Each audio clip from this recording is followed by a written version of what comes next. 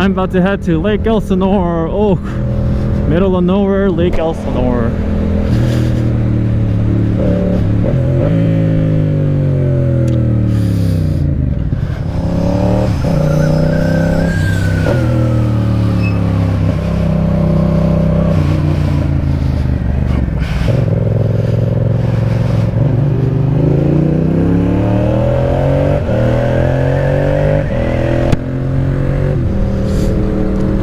Finally.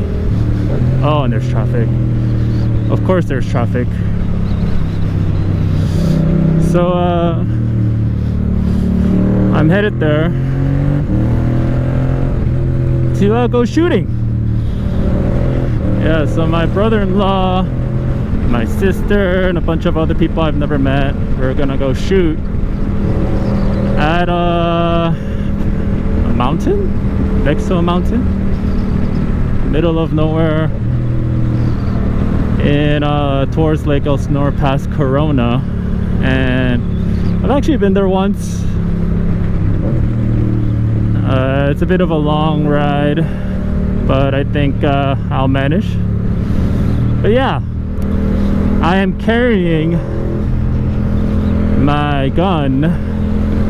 Oh no, concealed carry? Illegal concealed carry? I don't know.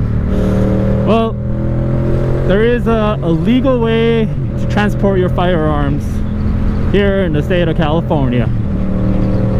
You're supposed to have the pistol, well in this case it's a pistol for me. It has to be unloaded. The magazine must not be inside the magazine well. And the gun has to be in a locked container. Like it's a container and it has to be locked, and you need a key to open the lock. And that's it. Those are the requirements. But the funny thing with motorcycle is, like, you know, can't really, it's on you, you know. And I believe legally you could only travel what, 20 feet if it's on you, or something, 20 meters, I don't know, one of those terms. So yeah, I don't have a trunk, I don't have any saddle bags, or bags as Minnesotans say. You know, I find that interesting. It's not a bagel, right? It's a bagel. So it makes sense that they call it a bag. I don't know. I don't know why I'm defending Minnesotans on the way they talk. But anywho, back to the subject. The only way I could properly transport my firearm is on a backpack that is on my back. So technically, by definition, I am concealed carrying, even though it's in a locked container and my magazine is disconnected from my firearm. And I have no rounds in the chamber. But technically, if I get pulled over and they do a unwarranted search for some reason, and find that I have my gun in a locked container without any ammunition, I would still be, I guess, I think it's a felony, I think. I'm not sure. In any case, let's just hope I don't get pulled over and everything will be okay. By the way, the firearm that I have, the gun, the handgun, the pistol, oh, sounds all evil. No, it's Smith & Wesson M&P9, the first gen, the kind that I believe is LAPD's choice of firearm. No, not choice, they have a partnership with it or something. It's in 9mm, and yeah, I like it. I know there's a whole debate between Glocks and M&P. I've shot a couple of Glocks, and honestly, I don't like Glocks. I don't like the extra cants you need to do, you know, because the Glock pistol, like the M&P, angle of the grip is similar to a 1911. Not that I shot a 1911 yet. I hope to soon, but I haven't. But I don't know, it just seems more relaxed, to be honest. But the Glock, yeah, you have to like kind of turn your wrist a little bit more, and I wasn't a fan of that. And my handgun is all stock. Everything is stock. I got iron sights, stock. I got the trigger is that 7-8 pounds 20-pound trigger that comes stock. And the reasoning behind that is I decided to practice with a stock gun.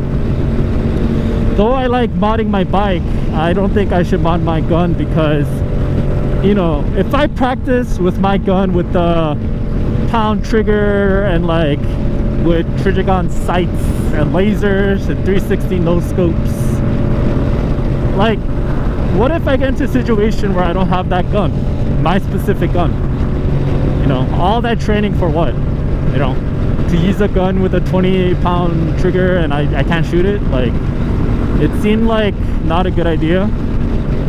So I decided to keep everything stock and practice with it stock.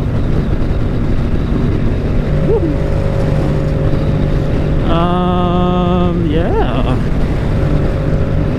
One of my buddy has a Glock 17, which is, I guess, the competition that Smith & Wesson has with the MMP. Because they're both 9mm, they're both double stack. I believe they both hold 17+1 rounds. And the Glock one that my friend had, he modified the trigger, he modified the sights. And the argument about Glock perfection, like, well, what's so perfect about it if you need to change all these things, you know? Now granted, I believe like the trigger mod that he did, it was super cheap and super easy. Like, literally had to change one thing and the trigger automatically went down to like 3 pounds. I thought that's pretty cool, because the MMP trigger mods are kind of, I mean, it's not like super expensive, but it is more pricier than $9, right? And it is a little bit more complicated. You gotta like actually take apart the firearm. Like, you need to have those tool sets that allows you to take out those pins, you know. And yeah, it takes more steps, but it's possible, right? But yeah, like, if I were to own an actual Glock 17, I would probably do the same mods he did. And I think that kind of shows how much, like, I don't like Glocks. Like, I admit Glocks are great though, because they are reliable. You can't say they're not, right? They've gone through mud and dirt and years of non-stop abuse from a lot of people, and they still work fine. So you can't argue with that. If that's considered perfection, then yeah, Glock perfection for sure. But one thing that I just have to say, like, if a zombie apocalypse happened, the gun you want is a Glock. I can assure you that any and every magazine you find out there is probably a Glock magazine, for sure, no doubt. So in that regard, yeah, I should practice the Glock also. You know, for safety reasons, if I ever have to get into a gunfight. And I don't know why, but I have a Glock in my hand. I mean, chances are I'm gonna have a Glock in my hand. But yeah, what was I talking about? Alright, so when you cook pasta, wait, I wasn't talking about pasta. But yeah,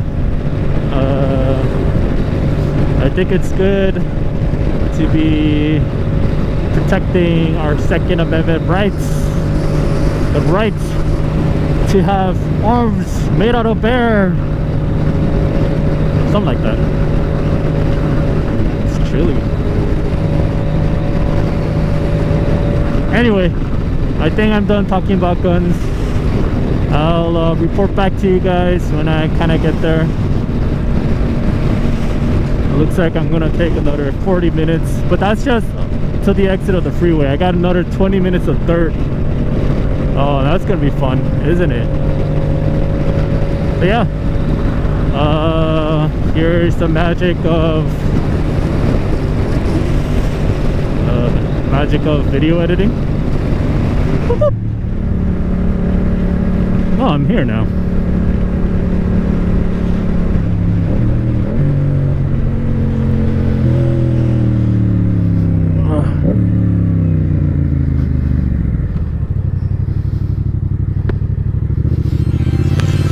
So turn left. Oh, I can see.